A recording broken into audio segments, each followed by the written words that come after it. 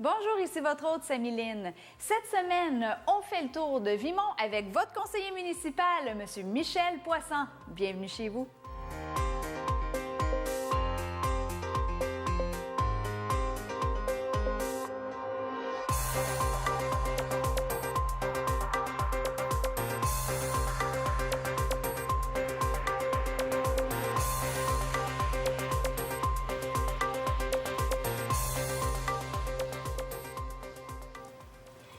Vimont, on va en voir de toutes les couleurs. On a avec nous votre conseiller municipal. Merci d'avoir accepté notre invitation, M. Poisson.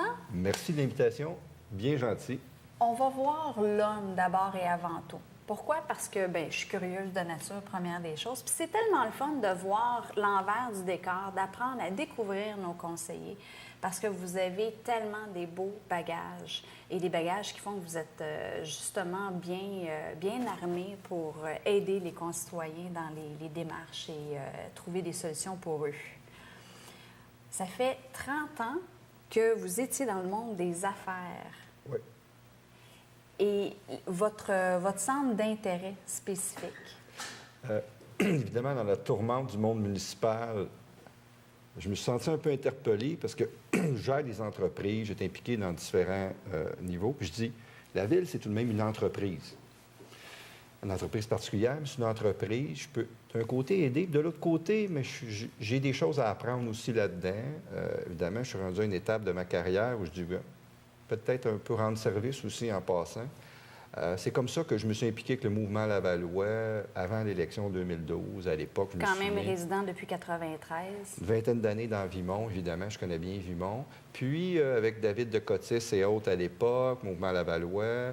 Puis, on s'est rendu à l'élection, puis on est là 2 ans plus tard. Qu'est-ce qui a fait, qui a été, disons, l'élément vraiment déclencheur? Parce que oui, vous êtes homme d'affaires, vous savez justement là, comment gérer des crises, aussi légères soient-elles, là, aussi pesantes deviennent-elles quelquefois. Mais c'est quoi qui a fait, je veux vraiment, c'est quelque chose qui m'intéresse, je veux y aller? Bien, je dirais que c'est un peu les événements... La dernière année municipale qui a été, disons, mouvementée à Laval avec les médias, l'UPAC et un peu tout. Moi, j'ai géré beaucoup d'entreprises, autant privées, publiques et autres. Donc, tu as des redditions de comptes, tu as un rôle de fiduciaire, tu gères une entreprise pour les bénéfices de quelqu'un d'autre. Mais en bout de ligne, il y a un élément fondamental, c'est que tu as un devoir fiduciaire. C'est pas à toi. Tu gères pour le bénéfice de quelqu'un d'autre. Puis je me disais... C'est pas normal comme situation, ce qu'on entendait. Puis c'est un peu ça qui m'a interpellé. Aussi simple que ça. Puis aussi, tu sais, après, je suis tout de même rendu à 50 ans, bien candidement. Tu sais, tu veux tout de même aider. Très bien, mais ça paraît pas. Mais tu sais, tu veux peut-être aider. Tu dis, dans la vie, tu sais, on a tous un cheminement. Mes enfants sont rendus grands. Donc, j'ai pas les mêmes obligations en termes d'horaire que quelqu'un qui a des jeunes enfants. Puis je me suis dit, peut-être une occasion intéressante. Puis, le fait que je suis dans Vimont depuis longtemps, pour moi, je connaissais un peu les atouts, le quartier, les organismes, mais évidemment que tout ça m'a amené à me présenter au niveau municipal, évidemment, en 2012. Et 2013, l'élection, là. Vous disiez que c'était une continuité de la vie. C'est comme ça que vous le voyez, en fait. Oui, parce que je suis impliqué dans beaucoup d'entreprises. J'ai été dans ma carrière, notamment au Fonds de solidarité ou du côté investissement. Puis du côté investissement, j'étais en technologie, on accompagnait beaucoup de jeunes entreprises. Puis un côté organisation, mentorat, coaching. Puis ce que j'en ai retiré de tout ça, autant dans ma vie professionnelle que personnelle, il y a 2 éléments qui sont importants. Créer de la valeur, puis avoir du fun. Parce que sinon... On perd l'intérêt. Mais sinon, tu fais ça pourquoi? Puis les motivations de tous et chacun peuvent être différentes. Moi, c'est les miennes. Puis aujourd'hui, même, je suis impliqué dans différentes entreprises. Je fais encore du coaching de jeunes entrepreneurs. Puis j'aime ça parce que je me dis, je peux les aider basé sur mon vécu professionnel et d'affaires. Puis aider, c'est le fun. Je me dis, il y a peut-être des gens qui ont d'autres atouts. Moi, je suis ceux-là, fait que je vais les mettre à utilisation, entre guillemets. De toute façon, comme vous l'avez dit tout à l'heure, en plus, en ayant les enfants, vous les avez élevés ici, donc ça va de soi, là. Vous êtes plus que renseignés, là, plus qu'équipés.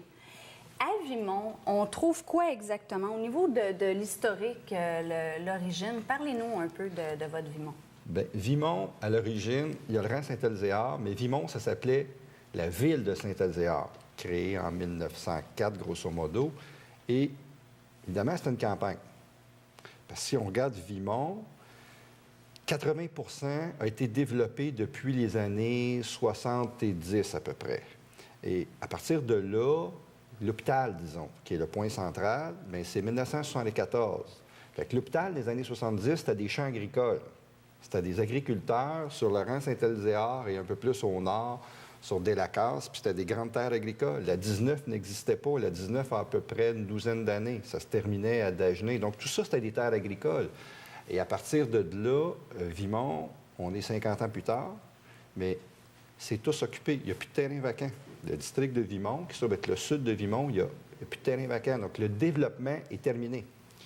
Et aujourd'hui, on est 50 ans plus tard, il y a une réalité. 25 de la population a plus de 60 ans. Pourquoi? Toutes des gens qui ont acheté deux maisons et qui ont élevé leur famille il y a 30-40 ans. Et deuxièmement, les marronniers, la plus grosse résidence personnes âgées à Laval, 1400 personnes. Fait que ça, mis ensemble, fait que Vimont a une clientèle relativement âgée. Qu'est-ce qui se passe? Les ventes de maisons classiques. Personnes âgées qui, pour toutes sortes de raisons, décident de délaisser leur maison. Les acheteurs, dans 50 des cas, sont des Québécois issus de l'immigration qui sont au Canada depuis une dizaine d'années, puis qui viennent un peu bonifier au niveau culturel. Puis on retrouve là-dedans beaucoup de gens du Maghreb. OK. Fait que ça, c'est un peu la toile de fond du quartier.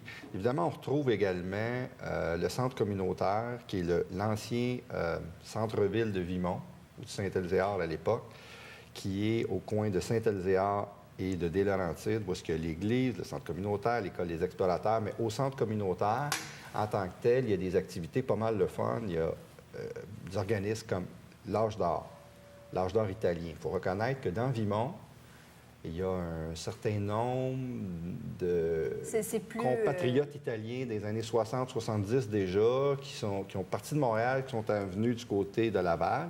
Et quelque part, aujourd'hui, il y a un pourcentage important de la population qui est d'origine italienne. Donc, il y a l'Âge d'or italien, des gens très impliqués dans le milieu. Il y a évidemment les Chevaliers de Colomb, la Saint-Vincent-de-Paul, évidemment les loisirs, qui ont un nombre considérable. Il y a aussi beaucoup d'organismes. Beaucoup d'organismes. Il y a aussi le soccer et le baseball, mais surtout le hockey, où est-ce que on appelle ça Monteuil pour Vimont-Monteuil. Grosse organisation, bien structurée, des bénévoles bien impliqués. Donc, on est un quartier un peu central de Laval, assez résidentiel, tranquille, beaucoup de maisons unifamiliales, un certain nombre de familles également. Et c'est très agréable d'y vivre. Qu'est-ce qui a changé le plus? Parce que là, ça fait quand même, on le disait, depuis 1993 que vous êtes dans Vimont.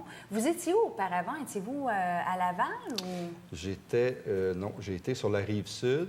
Puis, à l'époque, on rentre dans les détails, je travaillais pour le Fonds de solidarité. J'ai travaillé 15 ans pour le Fonds de solidarité en investissement.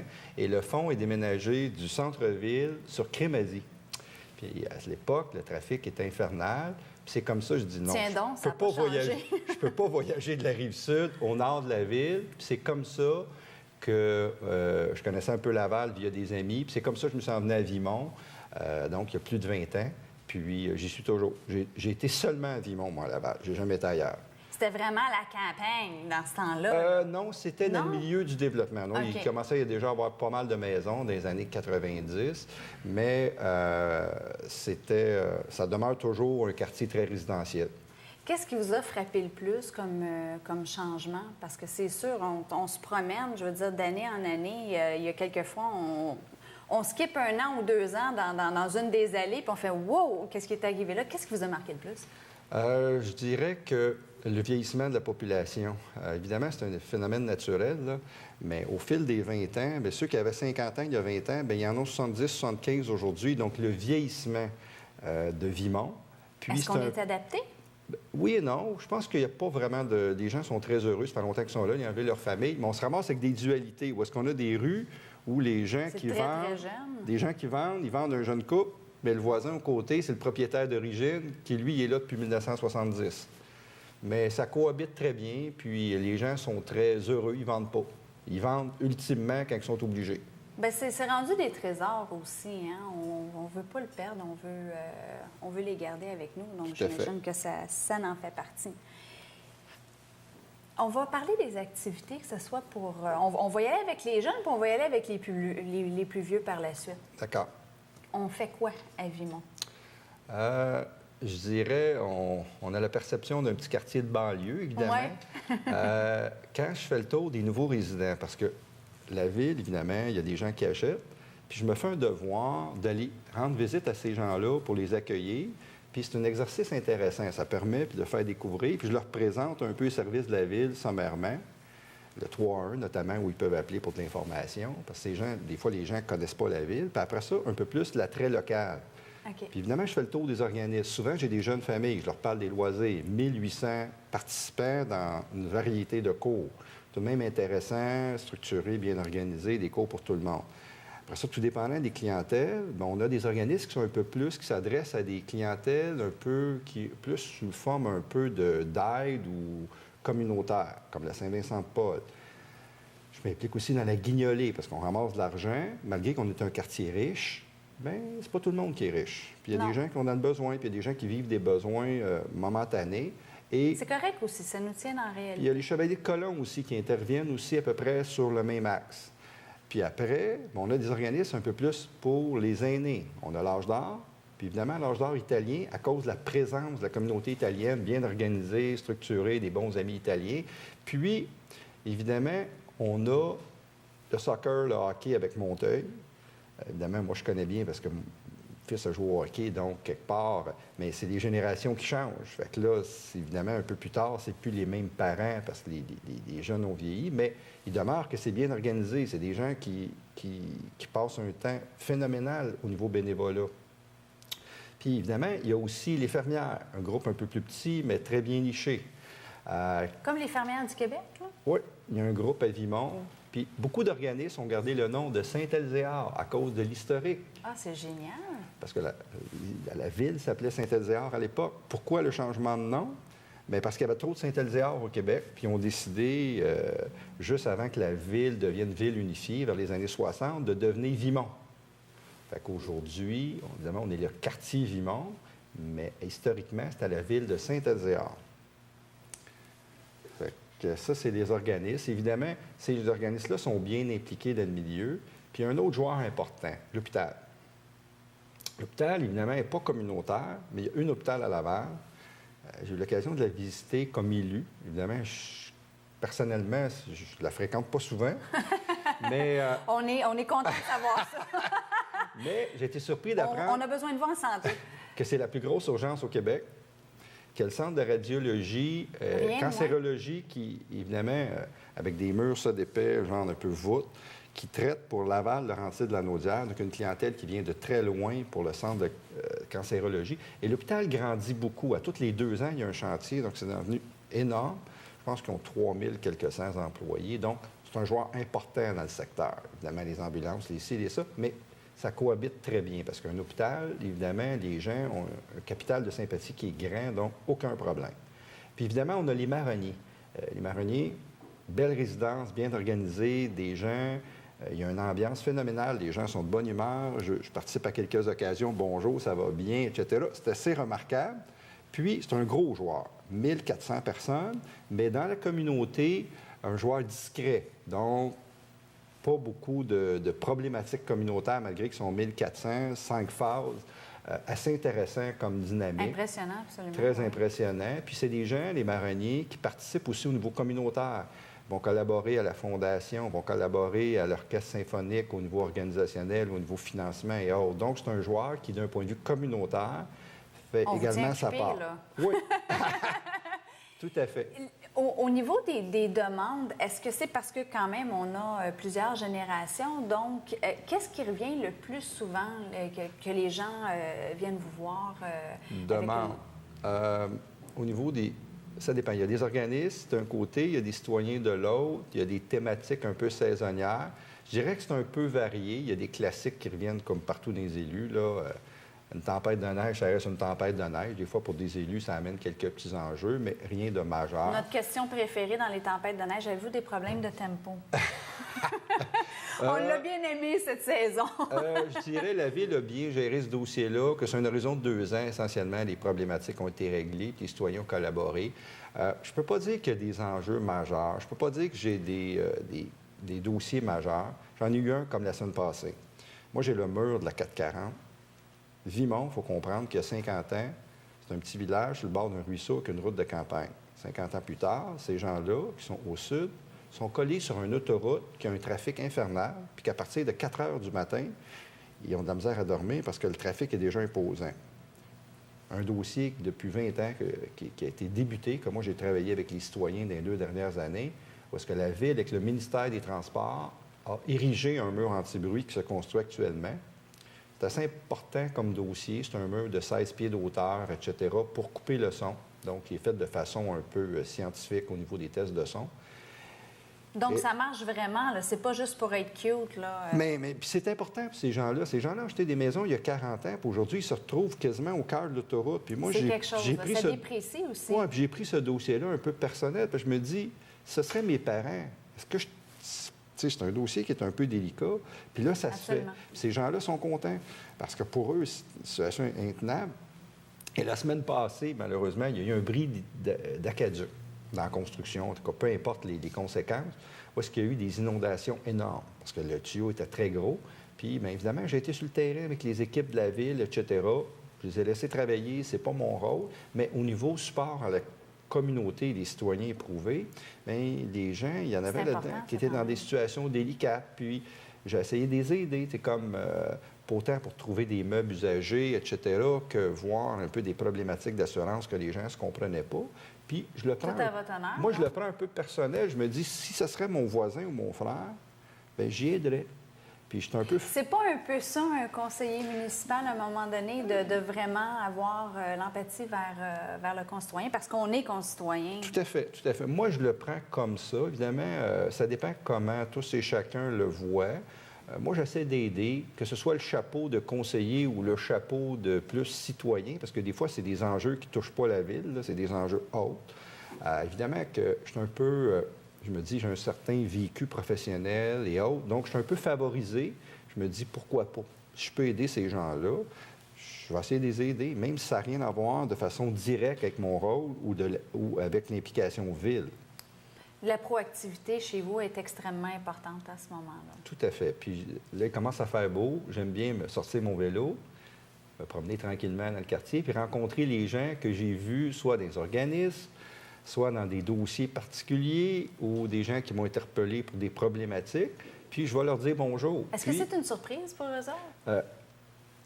Oui. Je vais vous en raconter une anecdote sympathique la semaine passée sur Saint-Elzéar, une maison ancestrale.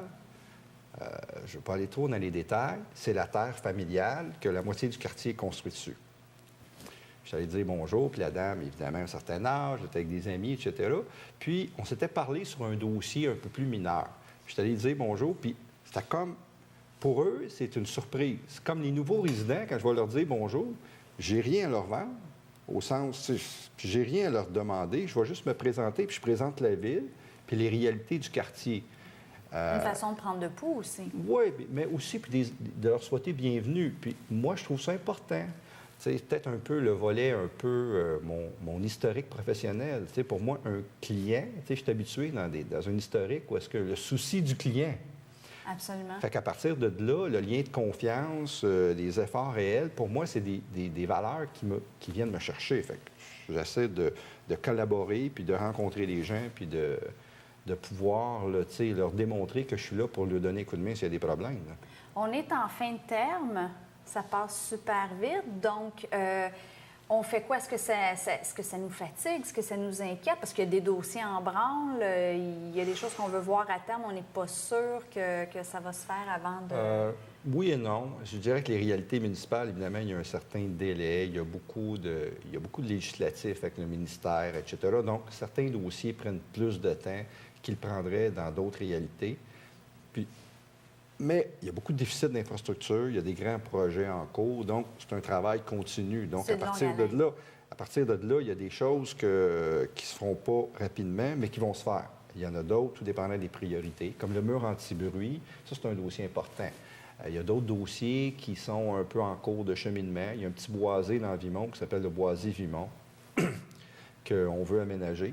Puis là, il y a des réalités de propriétaires indépendants, d'achat de terrain, etc. Mais au-delà de la réalité de terrain, mais fondamentalement, c'est qu'on veut aménager un boisé urbain au bénéfice des citoyens, puis de voir un peu qu'est-ce qu'ils veulent, eux, comme boisé urbain. Quels sont vraiment les avantages de ça?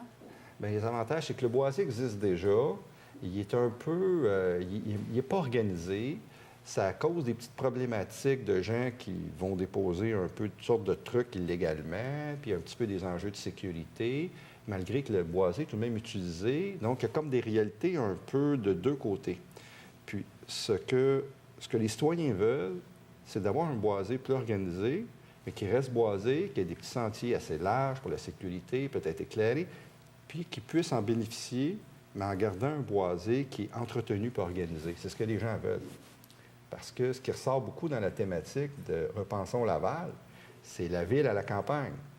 C'est quand urbaine de nature. Oui, c'est très génial parce qu'il y a plusieurs districts que, justement, ils ont des boisés, ils ont... Mais tu sais, c'est la ville à la campagne. C'est ce que les gens veulent. Puis aujourd'hui, le développement durable, les arbres, les gens sont préoccupés. À partir de là, c'est une réalité qui est importante. Si vous regardez sur le terrain de l'hôpital, il y a Dr. Reeves, qui est un cardiologue connu, qui a fait des conférences. Ils ont planté une foule d'arbres. Pourquoi? C'est lui qui a dit « faut donner l'exemple ». Parce que des arbres, c'est important. Mais dans des quartiers comme Vimont, bien, il y a beaucoup d'arbres. En étant la troisième plus grande ville, en plus, bien, on voit ce que les deux grandes sœurs font, puis on fait « Ah, attends, ouais, on fera pas ça de cette façon-là, nous autres. » Fait que ça porte bon, là. Comme ça, on va pouvoir avancer et tout à fait. qui sait devenir deuxième, première, on ne sait pas. mais tu sais, l'important, c'est pas le nombre. C'est plus, en termes de nombre d'habitants, c'est plus la qualité de vie puis le sentiment d'appartenance des citoyens. Ça, pour moi, c'est quelque chose de fondamental. Puis on est chanceux parce que dans Repensons Laval, il y a un paquet de trucs intéressants qui émergent. Évidemment, tout ça, c'est la volonté collective. C'est ça un peu la volonté. Une ville, c'est quoi une ville? Bien, il y a des paliers de gestion, il y a des élus, etc. Mais on est des fiduciaires, puis on gère pour le bénéfice de l'ensemble des citoyens. C'est ça une ville. À partir de là, il y a des réalités peut-être plus opérationnelles, mais moi, c'est de même que je perçois notre rôle. On est là pour le bénéfice des citoyens, puis organiser les trucs. Il y a beaucoup à faire. Il va falloir que vous reveniez pour nous donner des updates, comme on dit, là, de ce qui se passe. Vous faites les réunions citoyennes. Oui. Est-ce que vous faites ça une fois par mois ou plus? Parce qu'il y en a qui font même du porte-à-porte. Bien, je fais un peu de tout. La réunion citoyenne, c'est de façon statutaire une fois par mois, sauf l'été, parce que l'été, c'est plus difficile, puis les gens venaient se renfermer. Puis, il y a des gens qui viennent, il y a des gens qui reviennent. Il faudrait peut-être la faire au boisé, qui sait, tout à fait. ça le fun. Puis il y a des gens qui viennent, puis pour eux, c'est important. Tu sais, c'est comme une marque d'appréciation que l'opinion des gens et que la proximité est important. Fait que même s'il n'y a pas énormément de monde certains mois, le geste de faire une rencontre citoyenne est apprécié. Puis moi, je suis au centre communautaire Vimont, donc il y a beaucoup de monde. Tous les organismes, ils passent toujours, on se dit bonjour, etc. Pour eux, c'est comme une marque d'appréciation. Puis c'est mutuel aussi parce que je vais aller les saluer. Fait que oui, ça, c'est important. Puis je pense que c'est important de le conserver au-delà du nombre. Oui, puis c'est vraiment d'encourager les gens aussi à ne pas avoir peur de parler, que c'est plus pareil. Tu sais, avant, on disait... non, ça ne réglera rien. Une personne qui parle, là, ça ne va pas rien régler. Maintenant, c'est différent. Oui, ça peut faire la différence qu'une personne, parce que justement, la problématique qui est amenée de front n'est pas nécessairement connue, là, même si vous êtes dans le cœur de l'action. Donc, c'est de le savoir qui fait que vous pouvez trouver c'est sûr que les préoccupations citoyennes, si on regarde le maire, Marc Demers, le président du mouvement Lavallois, il tient le même discours. Si vous regardez un peu la période de questions au conseil de ville, pour toutes sortes d'enjeux, il y en a qui viennent, peu importe. La toile de fond, c'est de dire quoi? On va vous écouter, on va l'analyser, puis on va le regarder. Est-ce que, nécessairement, on est capable de donner satisfaction à tout le monde sur tout? Probablement pas. Mais, tu sais, la base, c'est d'écouter les gens puis d'essayer de comprendre leur réalité. Ça, c'est le point de départ. puis d'essayer de voir qu'est-ce que concrètement on peut faire. Parce que la ville a tout de même beaucoup de réalités. Mais ça, c'est important. C'est très important. Il y a des dossiers un peu plus complexes, comme toutes les réalités. Mais au-delà de tout ça, des fois, ça prend un certain temps. Des fois, il y a des éléments qui sont un peu plus délicats. Mais l'important, c'est de progresser puis que les gens sentent que ça tourne dans la bonne direction. Ça, c'est fondamental. On peut vous rejoindre où sur les réseaux sociaux? Est-ce que vous êtes sur Facebook? Oui. Oui. Instagram, Twitter? Pas vraiment, non. Un petit peu moins. Twitter à l'occasion. Je dirais le fondamental, c'est plus Facebook. Mais je vous dirais la réalité des citoyens de Vimont, je vous ai expliqué un peu la moyenne d'âge, c'est le téléphone. Je reçois beaucoup de téléphones des gens, puis quand je les rencontre des fois, puis je leur demande courriel et autres, la réalité, tu sais, c'est « Henriette, c'est quoi mon courriel déjà? » Les gens n'ont pas de courriel. Dans la population, peut-être un peu plus âgée. Donc, c'est une réalité beaucoup plus traditionnelle, beaucoup plus terrain. Donc, le contact est beaucoup plus direct, moins virtuel. Avec cette clientèle-là. Avec cette clientèle-là, oui. Puis, parce qu'on a la dualité, là, il y a la clientèle qui est très, très jeune, qui, eux, doivent... je dirais les médias sociaux sont un peu plus les organismes, évidemment, puis la population d'âge intermédiaire. Ça, un peu plus. Mais la population d'âge un peu plus, disons, avancée, c'est un peu plus réservé. Mais quoique... les organismes en ont des pages Facebook, certaines personnes en ont, même s'ils ne publient pas beaucoup, ils vont consulter, puis etc. Donc, c'est une réalité qui est tout de même importante de pouvoir, là, mettre des publications qui vont rechercher des éléments, soit d'information, des éléments communautaires ou peu importe des activités qui se sont déroulées ou à venir. Ça passe trop vite, M. Poisson. C'est presque le temps de nous quitter. Puis, je veux vous donner la chance de pouvoir prendre la parole pour le mot de la fin et parler à vos concitoyens. Ça me fait plaisir de rencontrer les gens de Vimont quand je me promène, mais ça me fait aussi plaisir de vous rencontrer virtuellement via cette entrevue-là, ici aujourd'hui, ce matin. Et écoutez, ça me fait toujours plaisir de rencontrer les gens et d'entendre ce que vous avez comme suggestion. Puis, bien, je vous invite, peu importe, à me communiquer par le moyen que vous préférez. Puis, c'est toujours un plaisir pour moi de vous représenter. Merci. Merci, M. Poisson. C'est déjà le temps de nous quitter. Merci à tous nos invités collaborateurs et à vous d'avoir été des nôtres pour cette émission à votre image. Bienvenue chez vous. Je vous donne rendez-vous la semaine prochaine et pour être sûr de ne rien manquer, cette émission sera en reprise 4 fois semaine sur tous les réseaux de TV Laval au bas de l'écran. D'ici là, je vous envoie le plein d'énergie positive. Ici votre hôte, Samy Lynn.